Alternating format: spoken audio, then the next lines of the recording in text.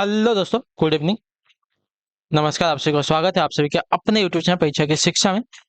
तो I hope कि आप सभी अच्छे होंगे, आपकी जो तैयारी हो भी जो है बढ़िया तरीके से चले। तो जो बच्चे क्लास में फर्स्ट टाइम में पहली बार नए हैं उन सभी को बता दें, हमारे चैनल पर जो पीटी पीटी एग्जाम 2023 की जो आपकी तैयारी है वो जो है कंप्लीट बेसिस पे और जो है पूरी की पूरी करवाई जाए। तो जिसे भी तैयारी जो है कंप्लीट करने साथ ही चैनल को जो है सब्सक्राइब करके हमारे साथ जुड़ जाइए। उसके बगल जो आपका बेल आइकन देखो उसको ऑन कर लीजिए, ठीक है। क्लास का जो समय देख लीजिए। क्लास का समय जो कि जिसकी जो क्लास है सुबह 10 बजे, रीजनिंग और मैथ्स की जो क्लास है दोपहर को 3 बजे, और हिंदी और जनरल अवेयरनेस की जो क्लास है शाम को 7 बजे हमारे चैनल पर देखने को मिलती है, ठीक है। तो इसी टाइम पर आपको देखिए क्लासेस से जुड़ना है, अपनी तैयारी को जो है पूरा करना है, ठीक है। बाकी पीडीएफ की बात करें, पीडीएफ को हमारे टेलीग्राम का चैनल है परीक्षा की शिक्षा नाम का, डिस्क्रिप्शन में आप सभी को जो है इसका लिंक मिलेगा। फटाफट हमारे टेलीग्राम चैनल से जुड़िए, पीडीएफ को डाउनलोड कीजिए, अपनी तैयारी को जो है कंप्लीट कीजिए, ठीक है। उसी के नीचे देखिए हमारे इंस्टाग्राम का पेज कर लेंगे। तो अगर आपको हमसे कुछ पूछना है, कोई बात करनी है, तो आप हमें आके वहाँ पे मैसेज कर सकते हैं, ठीक है। तो लेट नहीं करेंगे, चलेंगे आपकी क्लास जो है स्टार्ट करेंगे। वैसे ही बहुत टाइम हो चुका है, तो चलिए क्लास स्टार्ट करें। देखिए पहला क्वेश्चन क्या पूछा है, ढांचे के क्वेश्चन को देख के उत्तर देते हैं। सूची 1 को सूची 2 से सम्मिलित कीजिए तथा सूचियों के नीचे दिए गए कूटों का प्रयोग करते हुए सही उत्तर का चयन करना है, ठीक है। सूची 1 दिया गया, सूची 2 दिया गया है। तो देखिए खनिज, तो खनिज का क्या हो जाएगा, तो खनिज का संबंध हो जाएगा समाप्त होने योग्य है, ठीक है। खनिज जो है आपका किससे है, तो समाप्त होने होने योग्य है। क्लियर है। सौर ऊर्जा, तो सौर ऊर्जा जो आपका असमाप्त होने योग्य, जो क्योंकि जब तक सूरज है तब तक सौर ऊर्जा जो है समाप्त होगी नहीं, ठीक है। क्लियर है। बायोगैस, तो बायोगैस जो है मीथेन तथा कार्बन का डाइऑक्साइड हो जाएगा, ठीक है। बायोगैस जो क्या है, मीथेन तथा कार्बन डाइऑक्साइड का मिश्रण हो जाएगा, ठीक है। क्लियर है। वन अपरोपण क्या हो जाएगा, तो वर्षा हो जाएगा, ठीक है।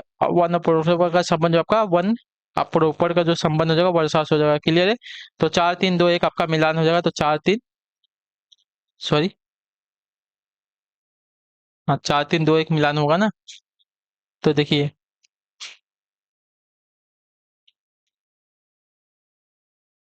अच्छा अच्छा, मैंने इसका और इसका मिलान जो है गलत कर दिया, ठीक है। खनिज जो है आपका समाप्त होने योग्य है, और सौर ऊर्जा जो आपका असमाप्त होने योग्य है, ठीक है।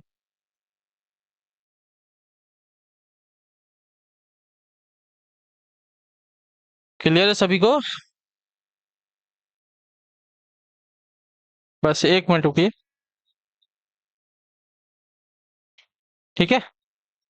तो सौर ऊर्जा जो आपका असमाप्त होने योग्य है, और खनिज जो है समाप्त होने योग्य, तो जो आपका 3 4 आपका मिलान होगा 3 4 2 1, ठीक है।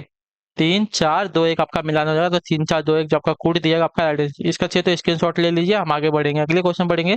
32 नंबर, ध्यान से देखेंगे, उत्तर देंगे सही। निम्नलिखित में से किसको जो है प्रातःकालीन शांत स्थल कहा जाता है, बताइए। निम्नलिखित में से किसको जो है प्रातःकालीन शांत स्थल कहा जाता है, तो आपका राइट आंसर कोरिया को जो आपका दिया गया यहाँ पे डी वाला विकल्प आपका यहाँ पे सही उत्तर, ठीक है। क्लियर है।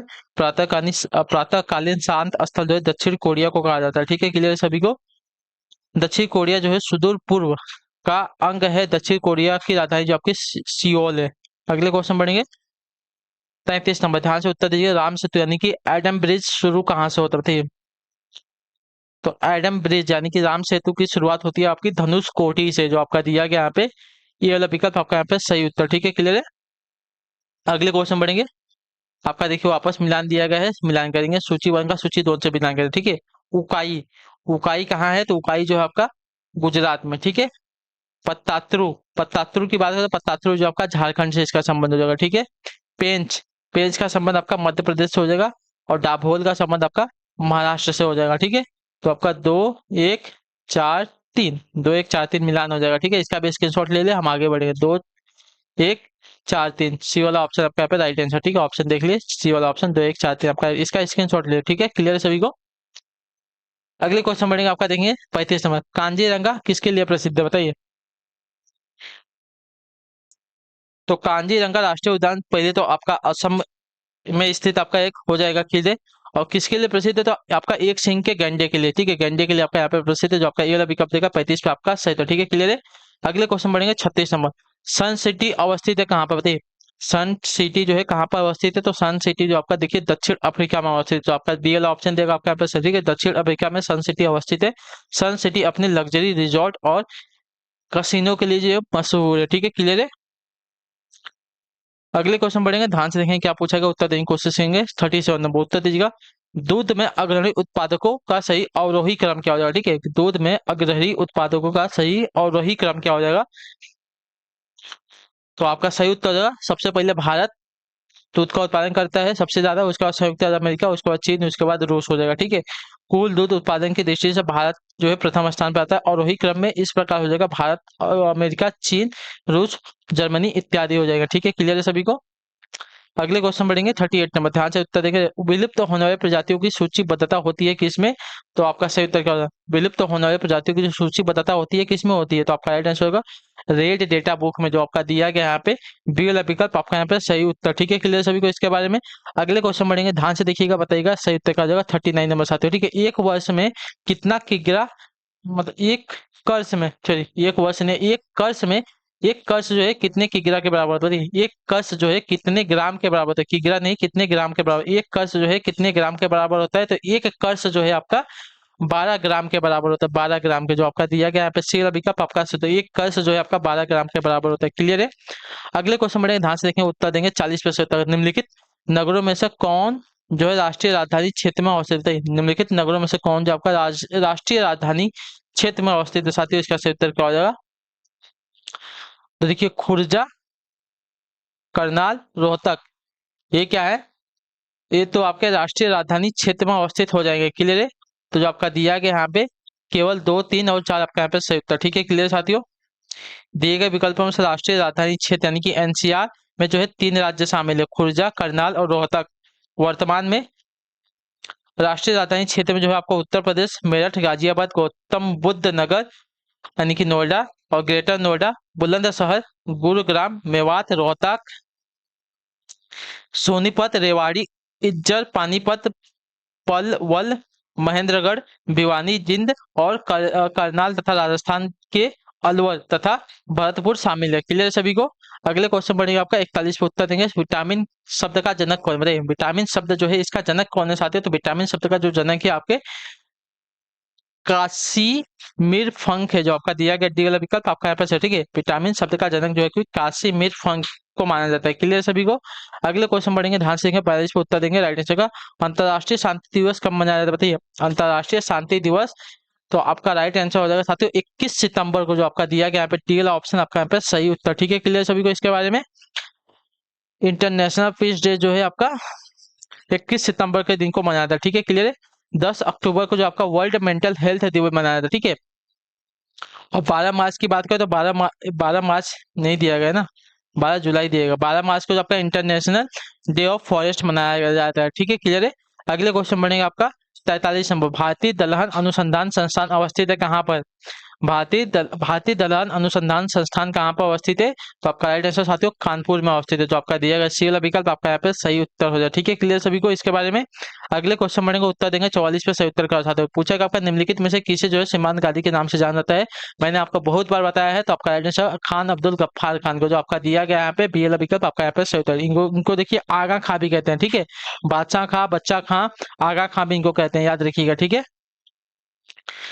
अगले क्वेश्चन बनेगा आपका 45 नंबर, जेनोसाइड यानी कि नरसंहार शब्द किसके द्वारा गढ़ा गया था? बताइए, जेनोसाइड यानी कि नरसंहार जो शब्द है किसके द्वारा गढ़ा गया था? तो इसका राइट आंसर हो जाएगा साथियों राफेल लेम्किन द्वारा, जो आपका दिया गया यहाँ पे बीरा विकल्प आपका यहाँ पर सही है। ठीक है, जेनोसाइड शब्द जो आपका राफेल लेम्किन द्वारा गढ़ा गया था। ठीक है, नरसंहार लोगों को नष्ट करने का एक प्रयास है। ठीक है, क्लियर सभी को। अगले क्वेश्चन बढ़ेगा आपका 46 पे, ध्यान से देखिएगा, उत्तर देगा सत्य के साथ मेरे प्रयोग किसकी रचना है? तो आपका राइट आंसर हो जाएगा महात्मा गांधी की, जो आपका दिया गया ये वाला विकल्प आपका यहाँ पे सही था। सत्य के साथ मेरे प्रयोग महात्मा गांधी की रचना है। ठीक है, क्लियर है। बहुत इंपॉर्टेंट क्वेश्चन है, इसको याद रखिएगा। ठीक है, अगले क्वेश्चन बढ़ेंगे, ध्यान से देखेंगे क्या पूछा गया, उत्तर देने की कोशिश करेंगे। आपको 47 नंबर है। ठीक है, ध्यान से देखिएगा, उत्तर दीजिएगा साथियों। दिया गया आपका भारत की पहली महिला मुख्य चुनाव आयुक्त कौन है? ठीक है, भारत की पहली महिला मुख्य चुनाव आयुक्त की बात कर रहा है, तो आपका राइट आंसर हो जाएगा वीएस रमा देवी, जो आपका दिया गया यहाँ पे सी वाला विकल्प आपका यहाँ पे सही। ठीक है, वीएस रमा देवी जो है भारत की पहली महिला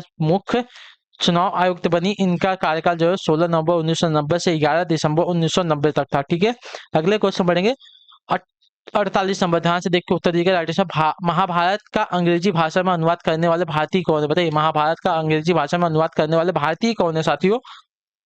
तो आपका याद है किशोरी मोहन गांगुली है, जो आपका डी वाला विकल्प देगा आपका यहाँ पे सही उत्तर। ठीक है, बहुत इंपॉर्टेंट है। भारत का अंग्रेजी भाषा में अनुवाद करने वाले प्रथम भारतीय आपके किशोरी मोहन गांगुली है, इनके द्वारा पहली बार महाभारत का अंग्रेजी में अनुवाद किया गया था। अगले क्वेश्चन बढ़ेंगे 49 नंबर, उत्तर देंगे सही उत्तर का निम्नलिखित में से किस समूह को एशियाई नाटो कहा जाता है? बताइए किस समूह को जो है एशियाई नाटो कहा जाता है? तो आपका राइट आंसर होगा चतुर्भुज सुरक्षा संवाद को, जो आपका दिया गया यहाँ पे सी विकल्प आपका यहाँ पे सही उत्तर। ठीक है, क्लियर साथियों।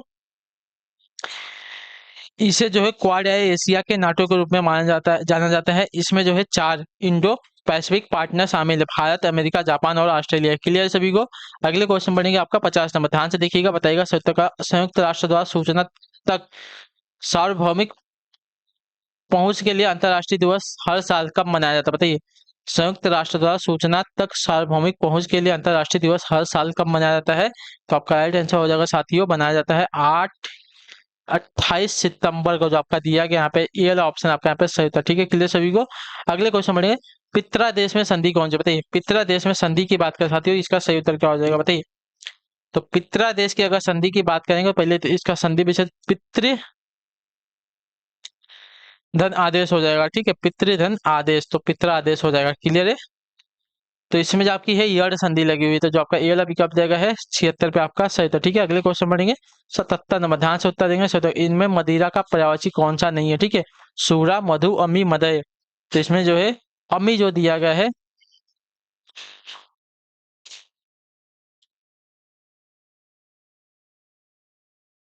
अमी जो होता है किसका, तो अमृत का पर्यायवाची होता है। ठीक है, बाकी सूरा, मधु, मदय जो है मदिरा के पर्यायवाची शब्द है। अगले क्वेश्चन बढ़ेंगे आपका 78 नंबर, सापेक्ष का विलोम क्या होता है? बताइए 78 नंबर देखिए, सापेक्ष का विलोम क्या होता है? तो सापेक्ष का अर्थ होता है अपेक्षा सहित परावलंबित, इसका विलोम हो जाएगा निरपेक्ष, यानी जिसे किसी बात की या वस्तु की अपेक्षा न हो। ठीक है, तो निरपेक्ष जो दिया गया आपका यहाँ पे सही उत्तर। ठीक है, क्लियर सभी को इसके बारे में, सापेक्ष का विलोम आपका निरपेक्ष हो जाएगा। अगले क्वेश्चन बढ़ेंगे 79 नंबर, ध्यान से उत्तर देंगे।